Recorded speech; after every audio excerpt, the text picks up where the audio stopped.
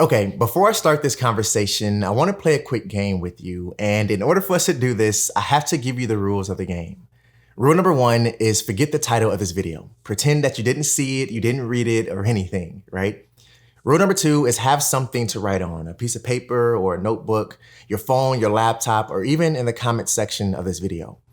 And the rule number three is be honest and write the first thing that comes to mind. And I'm actually going to play this game with you to make it fun.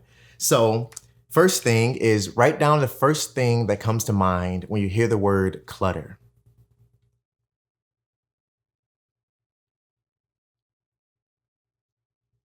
Okay. Now write down the first thing that comes to mind when you hear the word declutter.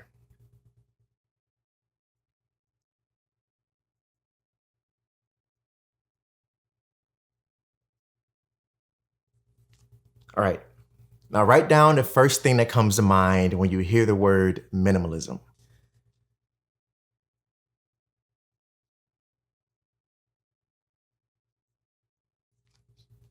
Okay. Now, what are the odds that all three things you wrote down have something to do or everything to do with your physical space? Pretty high, right? If you were being honest. I mean, I wrote down messy home, donate and goodwill, and then living with less. See, you may have heard me mention before how we tend to only focus on the physical aspect of minimalism and decluttering on our journeys, right? Naturally. And we tend to forget about the mental and emotional clutter that we have as well.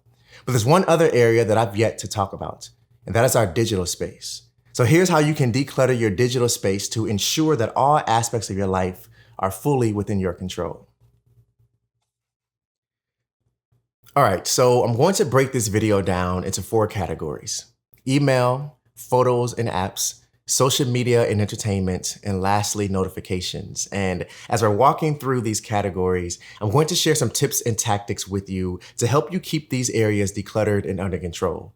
But first, I want you to keep in mind that your minimalist journey is going to be unique to you and your lifestyle. So as I'm sharing these tips with you, take them and use them as a starting point towards managing the digital clutter in your life. And with that said, the first category we're going to talk about is email. Now, when it comes to email, the first tip that I want to share with you, you may have heard before, but I still feel it's important to mention, and it's unsubscribing from any and all email lists that you don't find value in. Now, why am I sharing this even though you may have heard it before? See, it has something to do with the idea of our emails being out of sight, out of mind. See, to be honest, most of the time we sign up to receive emails with every intention to read them or to use the discount codes we receive from our favorite store. But we actually don't do this as much as we think we do. And the few times we do open an email to read it, or as we're scrolling through our inbox, there's a question our mind is constantly processing. When the heck did I sign up for this? Or one that has crossed my mind most often is, I don't even remember giving them or this person my email, right? And then we wonder why we're sitting here confused and overwhelmed by the fact that our inbox is filled with messages that we don't read, don't use, or don't find value in. The second tip I have for you regarding your email is to create filters. Now, keeping your inbox and the messages you receive and read and find value in under control is an art in itself. And creating filters is an easy way to keep these things organized, prioritized, and clutter-free. And here's how you do it. Okay, personally, I use Gmail as my email provider. However, I'm sure the steps are similar to create filters regardless of which email provider you use. So just do a quick search online and I'm sure you'll find the directions you need. But here's how it works with Gmail, right? So here's an email that I received from 𝗱𝗏𝗃𝗏, who I use to host my podcast, Where Do I Start? And let's say I want to create a filter for these emails so that way they're flagged every time I receive an email from them regarding my podcast, right? So the first thing you want to do is you want to open up the email you want to create the filter for, and you want to click this 3-dot menu here at the top, or hamburger menu, I think it's called. And once you click that, you want to scroll down to filter messages like these. You click that, and then this window here is going to pop up. You have a few different ways that you can filter your email. You can do it by email address, by subject line, or words that are in the body of the email. Personally, I like to just do it by the email address. So we're going to leave that there. We're going to go down to create filter. Now, 2 things you want to do. First thing is you want to apply a label. So then we're going to create a new label here. We're just going to say 𝗱𝗏𝗃𝗏 and podcast, right? All right, then we're gonna create. And the second thing you wanna do is you wanna go down to the last box here and check apply filter to however many messages or conversations Gmail has recognized based on the selected filter you choose. So because I chose the email address, there are 29 messages that match that email address, so I wanna add all of those to this filter. Then we're gonna create filter. Now, one thing you're going to notice is here on the left-hand side of your email account, you'll see a new folder, right? And this is the 𝗱𝗲𝗃𝗁 podcast folder that I just created. And something that I wanna do first, or that you may wanna do, is you want to change the color of that folder, right? So again, you'll click the three-dot menu here, you'll add a label color, and let's just do purple for the sake of demonstrations, right? So one thing you'll notice now is when you go back to your main inbox, every email that you received from that email address that you filtered is now going to have this color call out here. So next time you check your emails, you're going to recognize where the email is from, who it's from, and it's also going to filter in this folder you created. So it's going to keep things organized, easy for you to respond to, easy for you to delete, easy for you to archive. All right, the second category we're going to talk about is photos and apps. Now, when it comes to digital clutter in general, I think it's safe to say that our phones hold the bulk of this clutter. I mean, it's very easy to fill these things up with unnecessary apps we don't use or only download because we're bored or because it was trending across every ad or video we watched. And not to mention, if you're anything like me, you probably snap photos every time you go somewhere new. And before you know it, your phone is filled with thousands of photos. So how do we manage this area of our digital space?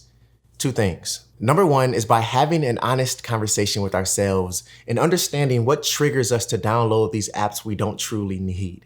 Like I said earlier, it could be boredom, right? And if it is, why are you bored? Or what can you do to be more active instead? Or to stimulate your mind without your phone in front of you, right? Or number two is when it comes to photos and videos on your phone, you can simply delete the duplicates that you don't need and then transfer everything else that you want to keep to a separate storage system. You can use an external hard drive as an example, like I do, connected to my laptop, or you can save everything to the cloud using something like iCloud or Dropbox. Just getting these things off of your phone is going to help your phone feel less cluttered, but you can still keep those photos you truly enjoy. Okay, the third category we're going to talk about is social media and entertainment. I've shared a few videos here on the channel talking about ways to declutter and things to avoid when decluttering. And one thing I've mentioned that I still actively do on my journey today is I declutter as I live. Meaning whenever I come across an item that I don't need or don't use or a thought that I want to clear, I deal with it right away in that moment. And this tactic can be applied to any area of our life, including social media and entertainment. As an example for you, the other day, 𝘱𝗃𝗃𝗁𝗃 and I were training our bodies, or in other words, working out. And we were listening to music and a few songs started to play that we no longer found joy in, that we didn't really want to hear, right? And we noticed that we would just continue to skip over these songs every time they played. So instead of skipping them, we decided to just remove them from our phone completely. The same thing can be said for social media. Every time I'm scrolling through the platforms that I use, every so often I'll scroll through my friends list or the people I follow or the people I'm subscribed to, right? And I'll either unfriend, unfollow, or unsubscribe to those that I no longer interact with or find value in watching. So the next time you're scrolling for the sake of scrolling, take a moment to look through who you're following or what you're listening to. If you come across anything or anyone that you no longer find value in this chapter of your journey, then remove them. All right, the fourth category we're going to talk about is notifications. And I'm going to keep this tip simple and direct. Now, when it comes to social media or any other apps that you're trying to limit your time on, turn off the notifications, period, right? If you're not notified every time someone likes this or shares that, then you're less likely to open the app. Now, when it comes to everything else like your email or other notifications that are helpful to you, customize when, how often, and where those notifications appear, right? As an example, I have very few notifications that show on the lock screen of my phone because personally, I don't want to feel overwhelmed every time I check the time or plug my phone in to charge, right? I'm very intentional with what and how often I'm notified on my phone, and I really want to encourage you to do the same if you haven't. I hope you enjoyed this video, and if you did, make sure you give a thumbs up for me. If there's something that you do to manage the digital clutter in your life that I did not mention, let me know in the comment section down below. If this is your first time tuning in, welcome. I'm really glad to have you here. I hope you enjoyed this video, and if you did, consider hitting that subscribe button down below and tapping the bell so you're notified every time I drop a new video. And always remember to stay true to you. I'll see you in the next one. Peace.